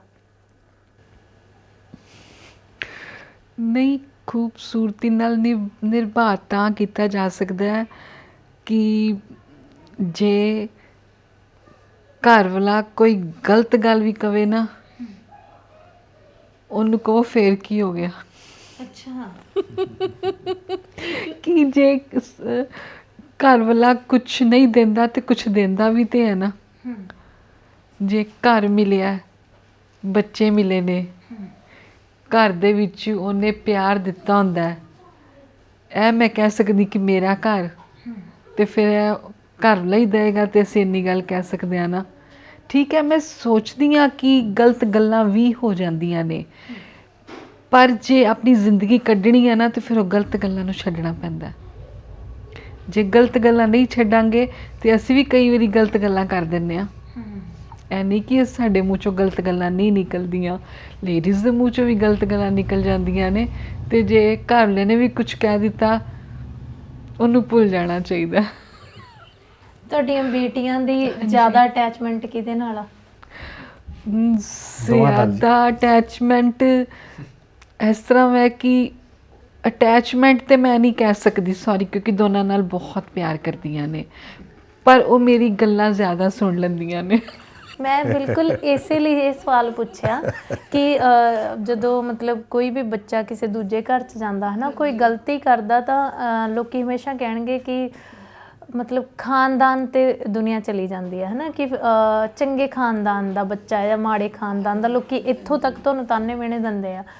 ਅਤੇ ਜਦੋਂ ਬੱਚਾ ਗਲਤੀ ਕਰਦਾ ਤਾਂ ਅਗਲਾ ਕਹਿੰਦਾ ਮਾਂ ਨੇ ਜਮਾਂ ਕੁਛ ਨਹੀਂ ਸਿਖਾਇਆ, ਹੈ ਨਾ। ਤੁਹਾਡੀ ਜ਼ਿੰਦਗੀ ਤਾਂ ਉਹਨਾਂ ਨੂੰ ਕਹੇ ਬਿਨਾਂ ਸਿਖਾਉਣ ਵਾਲੀ ਆ, ਤਾਂ ਉਹਨਾਂ ਨੂੰ ਤੁਸੀਂ ਅਗਲੀ ਜ਼ਿੰਦਗੀ ਲਈ ਕੋਈ ਨਸੀਹਤ, ਕੋਈ ਮੱਤ ਦਿੰਦੇ ਹੁੰਦੇ ਆਪਣੀ ਉਦਾਹਰਨ ਦੇ ਕੇ ਜਾਂ ਆਪਣੀ ਡੈਫੀਨੇਸ਼ਨ ਨਾਲ? ਨਹੀਂ, ਉਹਨਾਂ ਨੂੰ ਮੱਤ ਦੇਣ ਦੀ ਲੋੜ ਨਹੀਂ ਹੈਗੀ। ਮੇਰੀ ਬੇਟੀ ਹੈ ਨਾ ਵੱਡੀ, ਦੋਨੋਂ ਬੇਟੀਆਂ, ਲੇਕਿਨ ਵੱਡੀ ਬੇਟੀ ਦੀ ਮੈਰਿਜ ਹੋ ਗਈ ਹੈ ਨਾ, ਮੈਂ ਹੁਣ ਉਹਦੀ ਤਾਰੀਫ ਕਰਾਂਗੀ ਕਿ ਉਹਨੇ ਮਤਲਬ ਮੈਰਿਜ ਤੋਂ ਬਾਅਦ ਆਪਣੇ ਘਰ ਨੂੰ ਇੰਨਾ ਵਧੀਆ ਰੱਖਿਆ ਹੋਇਆ ਨਾ ਕਿ ਜੇ ਕੋਈ ਆਵਾਜ਼ ਮਾਰੇਗਾ ਨਾ ਤਾਂ ਉਸੇ ਵੇਲੇ ਦੌੜੀ ਜਾਂਦੀ ਹੈ। ਹੁਣ ਤਾਂ ਕੈਨੇਡਾ ਚਲੀ ਗਈ ਹੈ, ਲੇਕਿਨ ਉਹਨੇ ਪੂਰਾ ਘਰ ਸਾਂਭਿਆ ਹੋਇਆ ਸੀ, ਕਦੀ ਕਿਸੇ ਨੂੰ ਤੰਗ ਨਹੀਂ ਸੀ ਕੀਤਾ, ਜਿਹੜੀ ਚੀਜ਼ ਜਿਹੋ ਜਿਹੀ ਮੰਗਦਾ ਉਹਦੇ ਅੱਗੇ ਰੱਖ ਦਿੰਦੀ ਸੀ, ਮੈਨੂੰ ਉਹਨੂੰ ਕਹਿਣ ਦੀ ਲੋੜ ਨਹੀਂ ਸੀ ਪੈਂਦੀ। ਉਹਨੂੰ ਵੈਸੇ ਹੀ ਰੱਬ ਵੱਲੋਂ ਕਿ ਮੰਮੀ ਨੂੰ ਵੇਖ ਕੇ ਕਿ ਆਪਣੇ ਆਪ ਸਬਕ ਮਿਲਿਆ ਹੋਇਆ, ਉਹਨੂੰ ਆਪਣੇ ਆਪ ਮਿਲਿਆ ਹੋਇਆ। ਇਹਦੇ ਵਿੱਚ ਮੈਂ ਥੋੜ੍ਹਾ ਜਿਹਾ ਇਹ ਕਹਿਣਾ ਚਾਹਾਂਗਾ ਬੈਟਰ, ਜੋ ਕਿ ਸ਼ਾਰਟ ਦੇ ਵਿੱਚ ਮਤਲਬ ਗੱਲ ਹੈ ਕਿ ਜਿੰਨਾ ਕੁਛ ਅਸੀਂ ਜ਼ਿੰਦਗੀ 'ਚ ਸਿਆ, ਜਦੋਂ ਬੱਚੇ ਥੋੜ੍ਹੇ ਜਿਹੇ ਵੱਡੇ ਹੁੰਦੇ ਆ, ਉਹਨਾਂ ਨੇ ਸਾਰਾ ਕੁਝ ਦੇਖਿਆ, ਉਹਨਾਂ ਨੇ ਅੱਛਾ ਟਾਈਮ ਜਾਂ ਮਾੜਾ ਟਾਈਮ ਸਾਰਾ ਕੁਝ ਸਿੱਖਿਆ। ਮੈਂ ਸ਼ਾਇਦ ਇਹ ਕਹਿ ਸਕਦਾ ਕਿ ਫੈਮਿਲੀ ਦੇ ਸੁਭਾਅ, ਜਿਸ ਤਰ੍ਹਾਂ ਅਸੀਂ ਜੁਆਇੰਟ ਫੈਮਿਲੀ 'ਚ ਰਹੇ, ਜਿਸ ਤਰ੍ਹਾਂ ਅਸੀਂ ਔਕੜਾਂ ਸਹੀਆਂ, ਜਿਸ ਤਰ੍ਹਾਂ ਦਾ ਅਸੀਂ ਸਾਰਾ ਕੁਛ ਹਾਲਾਤ ਪਿਛਲੇ, ਮੇਰੀ ਵੱਡੀ ਬੇਟੀ ਇਸ ਟਾਈਮ 26 ਸਾਲ ਤੋਂ ਪਲੱਸ ਹੈ, ਮਤਲਬ ਹੋਸ਼ ਦੇ ਵਿੱਚ ਤੁਸੀਂ ਕਹਿ ਸਕਦੇ, ਛੋਟੀ ਬੇਟੀ ਮੇਰੀ 23 ਸਾਲ ਦੀ ਹੈ, ਮਤਲਬ ਇਹ ਕਹਿ ਸਕਦੇ ਹੋ ਵੀ ਜਿੰਨੀ ਕੁ ਉਹਨਾਂ ਨੇ ਹੋਸ਼ ਦੇ ਵਿੱਚ ਸਾਰਾ ਟਾਈਮ ਦੇਖਿਆ, ਚੰਗਾ ਮਾੜਾ ਸਾਰਾ ਦੇਖਿਆ, ਸ਼ਾਇਦ ਉਸੇ ਦੇ ਐਕਸਪੀਰੀਅੰਸ ਤੋਂ ਹੀ ਅੱਜ ਉਹਨਾਂ ਨੂੰ ਕੁਝ ਸਪੈਸ਼ਲ ਗਿਆਨ ਕਹਿ ਲਓ ਜਾਂ ਉਹ ਦਿੰਦੇ ਆ। ਲੇਕਿਨ ਇਹੀ ਕਹੀਦਾ ਵੀ ਕਹਿਣ ਦਾ ਮਤਲਬ ਹੈ ਵੀ ਤੁਸੀਂ ਆਪਣੇ ਜੇ ਅੱਜ ਵੱਡੀ ਬੇਟੀ ਵਿਆਹੀ ਗਈ ਹੈ ਤਾਂ ਮੇਰਾ ਖਿਆਲ ਹੈ ਵੀ ਸ਼ਾਇਦ ਉਹਨੂੰ ਮੈਂ ਕਹਿੰਦਾ ਵੀ ਭਈ ਪਹਿਲੇ ਤੇਰਾ ਘਰ ਉਹ ਹੈ, ਠੀਕ ਹੈ, ਉਹ ਤੇਰੇ ਪੇਰੈਂਟਸ ਨੇ, ਅਤੇ ਜੋ ਮਤਲਬ ਕਰਨਾ ਦੂਜੀ ਫੈਮਿਲੀ 'ਚ ਜਾ ਕੇ ਜੋ ਉੱਥੋਂ ਦੇ ਥੋੜ੍ਹੇ ਜਿਹੇ ਪੈਰਾਮੀਟਰ ਸਾਰੇ ਆਪਣੇ ਹੋਣ ਉਹਦੇ 'ਚ ਲੀਨ ਹੋਣਾ ਪੈਂਦਾ। ਬਾਕੀ ਆਪਣੀ ਗੱਲ ਪਹਿਲੇ ਉਹਨਾਂ ਨੂੰ ਸਮਝ ਕੇ, ਮੇਰਾ ਜਿਹੜਾ ਕਹਿਣ ਦਾ ਮਤਲਬ ਪਹਿਲੇ ਪਰਿਵਾਰ ਨੂੰ ਸਮਝ ਕੇ ਫਿਰ ਜਿਹੜਾ ਕੁਛ ਹੈ, ਜੇ ਆਪਣੀ ਕੋਈ ਲੈਣੀ ਵੀ ਹੋਵੇ ਤਾਂ ਉਸ ਤੋਂ ਬਾਅਦ ਤੁਸੀਂ ਆਪਣਾ ਲੈ ਕੇ ਆਓ। ਆਪਣੇ ਦਿਨ ਤੁਸੀਂ ਸੈਲੀਬ੍ਰੇਟ ਕਰਦੇ ਹੋ ਐਨੀਵਰਸਰੀ? ਬਿਲਕੁਲ ਕਰਦੇ ਆ ਜੀ, ਬਿਲਕੁਲ ਕਰਦੇ ਆ, ਬਿਲਕੁਲ ਕਰਦੇ ਆ। ਜ਼ਿਆਦਾ ਡਿਮਾਂਡਿੰਗ ਕੌਣ ਆ ਵੀ ਮੈਨੂੰ ਤੋਹਫਾ ਲਿਆ ਕੇ ਦਿਓ ਜਾਂ? ਤੇ ਨਹੀਂ, ਅਸੀਂ ਤੋਹਫਿਆਂ ਦੇ ਤੋਹਫਿਆਂ ਵੱਲ ਅਸੀਂ ਜਾਂਦੇ ਹੀ ਨਹੀਂ ਆ। ਦੇਖੋ ਤੋਹਫਿਆਂ ਦੇ ਦੌਰ 'ਚ ਕਹਿ ਸਕਦੇ ਆ ਵੀ ਜ਼ਿਆਦਾ ਨਾ ਗਏ ਹੋਈਏ। ਚਲੋ ਵੀ ਜਿਹੜੇ ਕੋਈ ਸਾਡੇ ਜਿੱਦਾਂ ਦੇ ਹਾਲਾਤ ਤੁਹਾਨੂੰ ਦੱਸ ਰਹੇ ਆ, ਉਹ ਜਿਹੇ ਟਾਈਮ 'ਚ ਕਿਸੇ ਵੇਲੇ ਹੈ ਤਾਂ ਲੈ ਵੀ ਆਓ, ਜਾਂ ਕਿਸੇ ਨਹੀਂ ਆਓ, ਨਹੀਂ ਹੈ ਤਾਂ ਨਹੀਂ ਵੀ ਲੈਣ ਵਾਲਾ ਗੱਲ ਨਹੀਂ, ਬਟ ਸੈਲੀਬ੍ਰੇਟ ਜ਼ਰੂਰ ਕਰਦੇ ਰਹੇ ਆ। ਜੇ ਅਸੀਂ ਨਹੀਂ ਕਰਦੇ ਤਾਂ ਸਾਡੇ ਨੀਅਰ ਐਂਡ ਡੀਅਰਸ, ਤੇ ਅੱਜ ਸਪੈਸ਼ਲੀ ਸਾਡੇ ਬੱਚੇ ਮਤਲਬ ਉਹ ਜ਼ਰੂਰ ਕਰਦੇ ਆ ਕੋਈ ਗੱਲ। ਬਾਕੀ ਇੱਕ ਚੀਜ਼ ਹੋਰ, ਮੈਂ ਤੋਹਫਿਆਂ ਵਾਲੀ ਗੱਲ ਕਰਾਂ ਜਾਂ ਮੈਂ ਇੱਕ ਫालतू ਖਰਚੇ ਦੀ ਗੱਲ ਕਰਾਂ, ਜਿਸ ਤਰ੍ਹਾਂ ਅਸੀਂ ਸਾਰੇ ਜਾਣੇ ਫੈਮਿਲੀ ਤੁਹਾਨੂੰ ਦੱਸਿਆ ਵੀ ਹਿਲ ਸਟੇਸ਼ਨ ਘੁੰਮਣ ਜਾਂਦੇ ਸੀ, ਤਾਂ ਮੇਰਾ ਖਿਆਲ ਹੈ ਵੀ ਮੈਂ ਬੱਚਿਆਂ ਨਾਲ ਕਹਿ ਕੇ ਅਤੇ ਜਾਂ ਇਹਨਾਂ ਕਹਿ ਕੇ ਸਾਡਾ ਮੋਟਿਵ ਇਹ ਹੁੰਦਾ ਸੀ ਵੀ ਆਪਾਂ ਜੁਆਇੰਟਲੀ ਚੱਲੇ ਸਾਰੇ, ਠੀਕ ਹੈ ਜੀ। ਸਾਡਾ ਆਪਣਾ ਫੈਮਿਲੀ ਦੇ ਬੌਂਡਿੰਗ ਸੀ ਵੀ ਜੋ ਵੀ ਡਿਸਟਰੀਬਿਊਟ ਹੋ ਜਾਂਦਾ ਸੀ ਸਾਡੇ ਸਾਰੀਆਂ ਫੈਮਲੀਆਂ 'ਚ। ਅਤੇ ਜਦੋਂ ਜਾਣਾ ਤਾਂ ਅਸੀਂ ਕਹਿਣਾ ਵੀ ਆਪਾਂ ਉਹ ਚੱਲੇ ਹਾਂ, ਆਪਾਂ ਘੁੰਮਣ ਜਾਣਾ, ਅਤੇ ਉੱਥੇ ਜਾ ਕੇ ਜੋ ਖਾਣ ਪੀਣ ਦਾ ਸਿਸਟਮ ਹੈਗਾ ਨਾ, ਪਰਚੇਜਿੰਗ ਮੇਰਾ ਖਿਆਲ ਹੈ ਸ਼ਾਇਦ ਆਪਣੀ ਪੋਕਟ ਦੇਖ ਕੇ ਜਦ ਗੱਲ ਹੁੰਦਾ ਸੀ, ਬੜਾ ਮਤਲਬ ਕਹਿ ਲਓ ਵੀ ਇਹ ਪਹਿਲੇ ਹੁੰਦਾ ਸੀ ਵੀ ਨਹੀਂ ਕਰਨੀ। ਮਤਲਬ ਇਹ ਤੁਸੀਂ ਫਾਈਨੈਂਸ਼ੀਅਲ ਸਿਸਟਮ ਦੇ ਕਰਕੇ ਕਹਿ ਲਓ, ਬਟ ਫਿਰ ਵੀ ਐਸੀ ਗੱਲ ਨਹੀਂ, ਇੰਨਾ ਨਹੀਂ ਮਤਲਬ ਕਦੀ ਉਹ ਸਾਹਮਣੇ ਨਹੀਂ ਆਇਆ। ਤੋਹਫਿਆਂ ਦਾ ਆਪਸ ਦੇ ਵਿੱਚ ਕਦੀ ਕੋਈ ਸਾਹਮਣੇ ਨਹੀਂ ਆਇਆ। ਤੋਹਫੇ ਕੀ ਲੈ ਸਕਣੇ, ਮੈਂ ਤਾਂ ਆਪਣੀ ਐਕਸੀਡੈਂਟ ਵੇਲੇ ਦਾ ਐਕਸਪੀਰੀਅੰਸ ਦਿੰਦਾ ਕਿ ਜਦੋਂ ਐਕਸੀਡੈਂਟ ਤੋਂ ਬਾਅਦ ਹਾਲਾਤ ਐਸੇ ਪੈਦਾ ਹੋ ਗਏ ਕਿ ਮੈਨੂੰ ਯਾਦ ਹੈ ਵੀ ਜੋ ਵੀ ਇਹਦਾ ਗੋਲਡ ਸੀਗਾ, ਜੋ ਵੀ ਮੇਰਾ ਪੇਰੈਂਟਸ ਨੇ ਗੋਲਡ ਪਾਇਆ ਸੀ, ਸ਼ਾਇਦ ਐਸੇ ਹਾਲਾਤ ਹੋਏ ਕਿ ਸਾਨੂੰ ਉਹ ਮਤਲਬ ਮੈਂ ਇੱਕ ਵਾਰੀ ਕਹਿ ਲਓ ਵੀ ਗਿਰਵੀ ਰੱਖਤਾ, ਸ਼ਾਇਦ ਪੈਸੇ ਲਏ, ਅਤੇ ਫਿਰ ਸ਼ਾਇਦ ਬਾਅਦ 'ਚੋਂ ਛੁਡਾ ਨਹੀਂ ਸਕਿਆ ਸੀ, ਅਤੇ ਚਲੋ ਵੇਚਿਆ ਜਾਂ ਬਾਅਦ 'ਚ ਛੁਡਾ ਕੇ ਵੇਚਿਆ। ਲੇਕਿਨ ਉਹਦਾ ਖੂਬਸੂਰਤ ਲਮਹਾ ਮੈਂ ਉਦੋਂ ਆਪਣੇ ਫਾਦਰ ਇਨ ਲਾ ਕੋਲ ਸਿੱਖਿਆ। ਜਦੋਂ ਉਹਨਾਂ ਨੂੰ ਪਤਾ ਲੱਗਿਆ ਕਿ ਗੋਲਡ ਮਤਲਬ ਜਿਹੜਾ ਸਾਰਾ ਸੀਗਾ ਕਿ ਅਸੀਂ ਇਸ ਸਿਸਟਮ 'ਚ ਗਿਰਵੀ ਰੱਖਤਾ, ਤਾਂ ਮੇਰਾ ਖਿਆਲ ਸ਼ਾਇਦ ਉਹਨਾਂ ਨੇ ਬੜਾ ਖੂਬਸੂਰਤ ਜਵਾਬ ਦਿੱਤਾ ਸੀ। ਕਹਿੰਦੇ ਬੇਟਾ ਇਹ ਜਿਹੜਾ ਗੋਲਡ ਹੁੰਦਾ ਨਾ, ਕਹਿੰਦੇ ਇਹ ਚੰਗੇ ਮਾੜੇ ਟਾਈਮ ਲਈ ਹੁੰਦਾ। ਬਿਲਕੁਲ, ਕਹਿੰਦੇ ਆਪਣੇ ਘਰਾਂ 'ਚ ਇਹ ਗੱਲ ਆਮ ਕਹੀ ਜਾਂਦੀ। ਕਹਿੰਦੇ ਇਹਨੂੰ ਗਿਰਵੀ ਨਹੀਂ ਰੱਖਣਾ, ਇਹਨੂੰ ਵੇਚ ਦਿਓ, ਫਿਰ ਪੈਸੇ ਹੋਣਗੇ, ਫਿਰ ਬਣ ਜਾਣਗੇ। ਤੁਸੀਂ ਆਪਣੀ ਚੀਜ਼ 'ਤੇ ਆਪਣੇ ਗਿਰਵੀ ਰੱਖ ਕੇ ਕਹਿੰਦੇ ਤੁਸੀਂ ਕਿਹਾ ਤੁਹਾਨੂੰ ਪੈਸੇ ਦੀ ਲੋੜ ਹੈ, ਤੁਸੀਂ ਇਹਨੂੰ ਵੇਚ ਦਿਓ। ਬੜਾ ਹੀ ਖੂਬਸੂਰਤ ਉਹਨਾਂ ਦਾ ਜਵਾਬ ਸੀ। ਸ਼ਾਇਦ ਮੇਰਾ ਵੀ ਜਿਹੜਾ ਸੁਭਾਅ ਵਿਆਹ ਤੋਂ ਪਹਿਲੇ ਕਹਿ ਲਓ ਜਾਂ ਉਸ ਵੇਲੇ ਦਾ ਜਿਹੜਾ ਕਿ ਸੀ, ਕਾਫੀ ਰਿਸਕ ਲੈਣ ਵਾਲਾ। ਮੈਂ ਬਿਜ਼ਨਸ 'ਚ ਹਮੇਸ਼ਾ ਹੀ ਰਿਸਕ ਹੁੰਦਾ, ਮੈਂ ਲੈ ਲੈਂਦਾ ਸੀ ਰਿਸਕ। ਬਹੁਤ ਸਾਰੇ ਉਤਰਾਅ ਚੜਾਅ ਤੁਸੀਂ ਦੇਖ ਲਏ ਹੈ ਨਾ, ਹਾਂਜੀ, ਐਕਸੀਡੈਂਟ ਦੇਖ ਲਿਆ, ਬਹੁਤ ਛੇਤੀ ਵੇਖਿਆ, ਤੇ ਉਸ ਤੋਂ ਬਾਅਦ ਆਰਥਿਕ ਤੌਰ ਤੇ ਬਹੁਤ ਕੁਝ ਚੱਲਿਆ। ਜਿਵੇਂ ਤੁਸੀਂ ਕਿਹਾ ਸੀ ਸਾਰੀ ਉਮਰ ਕਿਰਾਇਆਂ ਦੇ ਘਰ ਤੇ ਰਹੇ ਹੈ ਨਾ, ਹਾਂਜੀ। ਹੁਣ ਆ ਕੇ ਆਪਣਾ ਮਕਾਨ ਬਣਿਆ। ਹਾਂਜੀ। ਤਾਂ ਮਤਲਬ ਇਹ ਸਾਰੇ ਸਫ਼ਰ ਤੋਂ ਬਾਅਦ ਲੱਗਦਾ ਕਿ ਜ਼ਿੰਦਗੀ 'ਚ ਇੱਕ ਦੂਜੇ ਨਾਲ ਅਸੀਂ ਖੁਸ਼ ਹਾਂ, ਤੇ ਇਹ ਜ਼ਿੰਦਗੀ ਮਤਲਬ ਇੱਕ ਦੂਜੇ ਨਾਲ ਹੀ ਮੁਕੰਮਲ ਹੋ ਸਕਦੀ ਹੈ। ਹੁਣ ਤਾਂ ਬਿਲਕੁਲ ਬਿਲਕੁਲ, ਮੈਂ ਤੇ ਨਾ ਨਹੀਂ ਕਰਾਂਗੀ। ਮੈਂ ਤੇ ਖੁਸ਼ ਹਾਂ ਬਿਕੋਜ਼ ਮਤਲਬ ਸ਼ਾਮ ਦੀ ਚਾਹ ਇਹਨਾਂ ਕੋਲੋਂ ਹੀ ਮਿਲਦੀ ਹੁੰਦੀ ਹੈ, ਸ਼ਾਮੀ ਚਾਹ ਹੀ ਪਿਆਉਂਦੇ ਆ ਕਿ ਮੈਨੂੰ ਪਤਾ ਹੁੰਦਾ ਵਾ ਕਿ ਹੁਣ ਮਤਲਬ 5:30 ਵੱਜ ਗਏ ਨੇ ਅਤੇ ਚਾਹ ਇਕਬਾਲ ਸਿੰਘ ਨੇ ਬਣਾ ਕੇ ਪਿਆਉਣੀ ਹੈ। ਔਰ ਜਿਸ ਦਿਨ ਮੈਂ ਥੱਕੀ ਹੋਵਾਂ, ਮੈਂ ਝੂਠ ਨਹੀਂ ਬੋਲਦੀ, ਸਬਜ਼ੀ ਇਹੀ ਤਿਆਰ ਕਰਕੇ ਦਿੰਦੇ ਨੇ। ਇਹ ਕਹਿੰਦੇ ਨੇ ਕਿ ਵੀ ਤੂੰ ਕਿਉਂ ਡਰਦੀ ਹੈ। ਮੈਂ ਬਿਮਾਰ ਸੀਗੀ, ਮੈਨੂੰ ਮਤਲਬ ਟਾਈਫਾਈਡ ਹੋ ਗਿਆ ਸੀ, ਅਤੇ ਮਤਲਬ ਮੇਰੇ ਕੋਲੋਂ ਬੈੱਡ ਤੋਂ ਉੱਠ ਕੇ ਬਾਥਰੂਮ ਤੱਕ ਵੀ ਨਹੀਂ ਸੀ ਜਾਇਆ ਜਾਂਦਾ, ਇੰਨਾ ਜ਼ਿਆਦਾ ਬੁਰਾ ਹਾਲ ਸੀ। ਸਾਰਾ ਕੁਛ ਇਹਨਾਂ ਨੇ ਕੀਤਾ। ਬਸ 5-6 ਮਹੀਨੇ ਪਹਿਲੇ ਇਹਨੂੰ ਟਾਈਫਾਈਡ ਹੋਇਆ, ਮਤਲਬ ਕਾਫੀ ਇਹ ਮਤਲਬ ਕਹਿ ਲਓ ਵੀ ਬੈੱਡ ਤੇ ਹੀ ਮੂਵਮੈਂਟ ਤੁਰ ਫਿਰ ਨਹੀਂ ਸੀ ਹੁੰਦਾ। ਮੈਨੂੰ ਕੰਬਣੀ ਬੜੀ ਛਿੜਦੀ ਸੀ, ਬਹੁਤ ਜ਼ਿਆਦਾ ਵੀਕਨੈਸ ਆ ਗਈ, ਵੀਕਨੈਸ ਆ ਗਈ ਸ਼ਾਇਦ। ਬਹੁਤ ਜ਼ਿਆਦਾ ਵੀਕਨੈਸ ਸੀ। ਤੇ ਉਦੋਂ ਆਈ ਥਿੰਕ ਵੀ 15 ਤੋਂ 20 ਦਿਨ ਦੇ ਵਿੱਚ ਸਾਰਾ ਘਰ ਦੀ ਕਿਚਨ ਮੈਂ ਹੀ ਸੰਭਾਲੀ ਹੈ ਜੀ। ਕੋਈ ਐਸੀ ਗੱਲ ਕਿਚਨ ਨਹੀਂ। ਵੀ ਸਾਂਭੀ ਹੈ, ਝਾੜੂ ਵੀ ਮਾਰ ਦਿੰਦੇ ਸੀ, ਬਰਤਨ ਵੀ ਸਾਫ਼ ਕਰ ਦਿੰਦੇ ਸੀ, ਈਵਨ ਮੈਨੂੰ ਪਾਣੀ ਵੀ ਪਿਆ ਦਿੰਦੇ ਸੀ, ਮੈਨੂੰ ਰੋਟੀ ਵੀ ਖਵਾ ਦਿੰਦੇ ਸੀਗੇ। ਹੋਰ ਇੰਨਾ ਵਧੀਆ ਬੰਦਾ ਕਿੱਥੋਂ ਲੱਭਣਾ। ਥੋੜਾ ਜਿਹਾ ਠੀਕ ਹੋਈ ਸੀ ਤੇ ਕੰਮ ਕਰਨ ਨੂੰ ਵਸਦੀ, ਤੇ ਮੈਨੂੰ ਕਹਿੰਦਾ ਸੀ ਵੀ ਹੁਣ ਮੈਨੂੰ ਦੇਖ ਲੈ ਵੀ ਤੂੰ ਉੱਠ ਕੇ ਫਿਰ ਕੰਮ ਕਰੇਗੀ, ਉਹਨੇ ਦਿਨ ਮੈਨੂੰ ਕੰਮ ਜ਼ਿਆਦਾ ਕਰਨਾ ਪਊਗਾ, ਤੂੰ ਹੁਣ ਪਹਿਲੇ ਇੱਕ ਵਾਰੀ ਰੈਸਟ ਕਰ ਲੈ। ਹੋਰ ਹਫਤਾ ਆਰਾਮ ਕਰ ਕਦੇ ਮੁਸ਼ਕਲ ਨਹੀਂ ਸੀ ਹੋਣ ਦਿੱਤੀ ਇਹਨਾਂ ਨੇ, ਮੈਨੂੰ ਕਹਿਣਾ ਨਹੀਂ ਸੀ ਪੈਂਦਾ ਕਿ ਇਹ ਕਰ ਲਓ ਤੇ ਉਹ ਕਰ ਲਓ। ਨਹੀਂ, ਹਾਂ ਸਿਰਫ ਇੱਕ ਆਟਾ ਨਹੀਂ ਸੀ ਗੁੰਨਣਾ ਆਉਂਦਾ ਇਹਨਾਂ ਨੂੰ, ਫਿਰ ਉਹ ਮੈਂ ਹੈਲਪ ਕਰ ਦਿੰਦੀ ਸੀ। ਤੇ ਜਾਂ ਫਿਰ ਫੁਲਕੇ ਬਾਜ਼ਾਰੋਂ ਮਿਲ ਜਾਂਦੇ ਨੇ, ਬਾਜ਼ਾਰੋਂ ਫੁਲਕੇ ਲੈਂਦੇ ਸੀ ਜਾਂ ਬ੍ਰੈਡ। ਇਹਨਾਂ ਨੂੰ ਸਿਰਫ ਆਟਾ ਨਹੀਂ ਸੀ ਗੁੰਨਣਾ ਆਉਂਦਾ, ਬਾਕੀ ਸਬਜ਼ੀਆਂ ਇੰਨੀਆਂ ਸਵਾਦ ਬਣਾਉਂਦੇ ਨੇ ਨਾ, ਕੋਈ ਪ੍ਰੋਬਲਮ ਨਹੀਂ ਆਉਂਦੀ ਜੀ, ਕੋਈ ਪ੍ਰੋਬਲਮ ਨਹੀਂ ਆਉਂਦੀ ਘਰ 'ਚ ਕੋਈ ਇਸੇ ਤਰ੍ਹਾਂ ਦੀ। ਮੈਂ ਆਪਣੀ ਬੇਟੀ ਨੂੰ ਤੰਗ ਤਾਂ ਨਹੀਂ ਕਰਦੀ ਕਿ ਉਹਦੀ ਨਾ ਨਾਈਟ ਸਰਵਿਸ ਹੈ ਉਹਦੀ। ਉਹ ਸ਼ਾਮੀ ਜਾਂਦੀ ਹੈ 6 ਵਜੇ ਜਾਂਦੀ ਹੈ ਤੇ ਸਵੇਰੇ 4 ਸਵਾ 4 ਵਾਪਸ ਆਉਂਦੀ ਹੈ, ਤੇ ਫਿਰ ਮੈਂ ਉਹਨੂੰ ਤੰਗ ਨਹੀਂ ਕਰਦੀ। ਉਹ ਫਿਰ ਉਹਨੂੰ ਮੈਂ ਕਹਿੰਦੀ ਰੈਸਟ ਕਰ। ਅਮਰੀਕਨ ਕੰਪਨੀ 'ਚ ਕੰਮ ਕਰਦੇ ਆ, ਉਹਦਾ ਜਿਹੜਾ ਪਿਕ ਐਂਡ ਡ੍ਰੌਪ ਹੈ ਸਾਰਾ ਨਾਈਟ ਦੀ ਸਰਵਿਸ ਹੈ ਨਾ, ਤੇ ਫਿਰ ਉਹ ਥੱਕੀ ਹੁੰਦੀ ਹੈ ਇੰਨਾ ਮਤਲਬ ਕੰਮ ਕਰਨਾ, ਔਰ ਬੱਚਾ ਸਾਰੀ ਰਾਤ ਨਾ ਸੋ ਪਾਏ। ਆਏ ਤੇ ਫਿਰ ਸਾਨੀਆ ਦੀ ਹੈ ਨਾ ਮੇਰੀ ਬੇਟੀ ਜਿਹੜੀ ਕੈਨੇਡਾ ਰਹਿੰਦੀ ਹੈ, ਤੇ ਫਿਰ ਉਹ ਫਿਰ ਕਾਲ ਕਰ ਲੈਂਦੀ ਹੈ, ਬਿਕੋਜ਼ ਉੱਥੇ ਦਿਨ ਹੁੰਦਾ। ਉਹ ਫਿਰ ਕਾਲ ਆਈ ਥਿੰਕ 2-2 ਘੰਟੇ ਕਾਲ ਨਹੀਂ ਖਤਮ ਹੁੰਦੀ। ਮੈਨੂੰ ਤਾਂ ਇਹ ਯਾਦ ਹੈ ਜੀ, ਵੈਸੇ ਵੀ ਲਾਈਫ ਦੇ ਵਿੱਚ ਸਾਡਾ ਆਪਣੇ ਘਰ ਦਾ ਜਿਹੜਾ ਸਿਸਟਮ ਹੈ, ਇਹ ਜੇ ਕਿਸੇ ਵੇਲੇ ਕਹਿ ਵੀ ਦੇਵੇ, ਇਹ ਮੈਂ ਆਪਣੇ ਵੱਲੋਂ ਵਰਡ ਕਹਾਂਗਾ, ਇਹ ਜੇ ਕਿਸੇ ਵੇਲੇ ਕਹਿ ਵੀ ਦਿੰਦੀ ਹੈ ਵੀ ਅੱਜ ਮੈਂ ਖਾਣਾ ਨਹੀਂ ਬਣਾਉਣਾ ਜਾਂ ਕੋਈ ਗੱਲ ਤੇ ਨਹੀਂ, ਤਾਂ ਮੈਂ ਕਹਿੰਦਾ ਹੁੰਦਾ ਕੋਈ ਗੱਲ ਨਹੀਂ, ਜੇ ਬੰਦਾ ਇਨਸਾਨ ਇੱਕ ਵਾਰੀ ਟਾਈਮ ਨਹੀਂ ਵੀ ਖਾਏਗਾ ਨਾ ਤਾਂ ਕੁਝ ਨਹੀਂ ਹੋਣ ਲੱਗਾ, ਕੋਈ ਟੈਨਸ਼ਨ ਨਾ ਲਿਆ ਕਰ। ਸੂਪ ਰੋਜ਼ ਪਿਆਉਂਦੇ ਆ, ਫਿੰਗਰ ਚਿਪਸ ਖਵਾਉਂਦੇ ਨੇ, ਫਿਰ ਮੈਂ ਥੋੜਾ ਗੁੱਸਾ ਵੀ ਕਰਦੀ ਹਾਂ ਤੇ ਵਿੱਚੋਂ ਖੁਸ਼ ਵੀ ਹੁੰਦੀ ਹਾਂ। ਨਹੀਂ, ਇਹ ਚੰਗੀ ਚੀਜ਼ ਹੈ ਕਿ ਤੁਹਾਡਾ ਸਫ਼ਰ ਬਹੁਤ ਸੋਹਣਾ ਲੰਘਿਆ। ਮਤਲਬ ਹਾਂ, ਕਮੀਆਂ ਹਰ ਇੱਕ ਦੀ ਜ਼ਿੰਦਗੀ 'ਚ ਹੁੰਦੀਆਂ ਨੇ ਨਾ। ਹਾਂਜੀ ਬਿਲਕੁਲ। ਮੈਂ ਕਹਿਣਾ ਚਾਹੁੰਦੀ ਸੀ ਵੀ ਕੁੜੀ ਕਹਿ ਸਕਦੀ ਹੈ ਕਿ 7 ਜਨਮ ਇਹੋ ਜਿਹੇ ਘਰ ਵਾਲਾ ਮਿਲੇ, ਹੈ ਨਾ।